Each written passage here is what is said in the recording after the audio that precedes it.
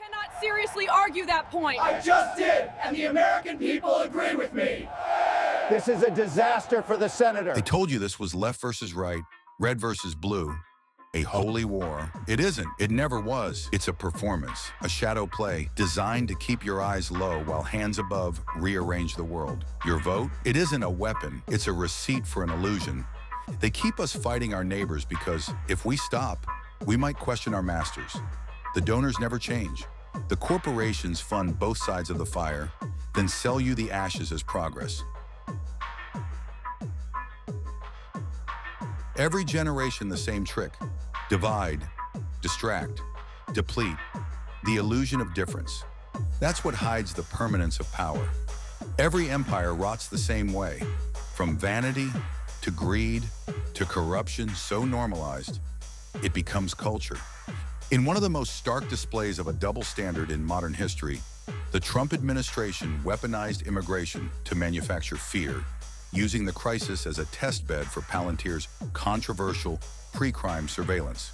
The hypocrisy began with the staff, calling migrants criminals while would-be felons oversaw the process. But shockingly, the First Lady successfully used the exact chain migration system he publicly demanded be abolished to grant citizenship to her own parents. Justice isn't blind. She's bound, bought, and leased to the highest bidder. The deep state isn't a myth. It's a bureaucracy that outlives its masters, a hive mind, committees, consulting firms, classified ledgers. Regulators become CEOs, CEOs become senators, senators become lobbyists. The door spins forever. This is the rot, not scandal, structure, not conspiracy, continuity, a single organism wearing two faces. Then came the stark truth, a brutal, chilling demonstration. Charlie Kirk was unalived. Did he pay the ultimate price for an evolving conscience? Theories circulated: foreign policy divergence, donor pressure, ideological recalibration. But the message was served cold and in plain sight. It demanded credit for skilled tradecraft, but only within the confines of plausible deniability. It was meant to encourage the recalibration of dissent.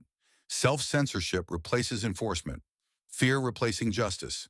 Power needed no justification, only a reminder. A society learns its new boundary when someone pays a visible price, not by law, but by example.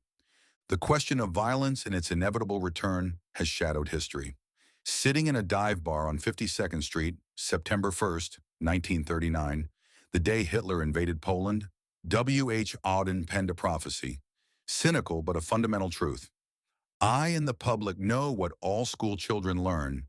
Those to whom evil is done do evil in return. The concept of an eye for an eye was formalized in the Code of Hammurabi to elevate personal retribution to the communal level and to limit cycles of violence from spiraling out of control between families or tribes.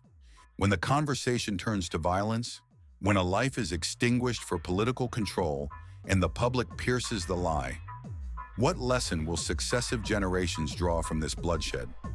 Will they inherit simply a blueprint for renewed vengeance, realizing we are operating under the yoke of tyranny? Or will this cumulative evil finally disinter, mediate the illusion, exposing the base motivations that serve only a select few? How did you get here? How were your eyes trained to see?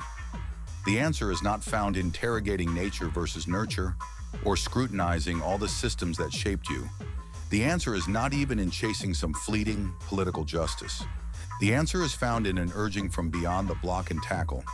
It is written in the radical act of self-reflection, defining personal values and the courage to remember our own divinity, and to finally see the world for the first time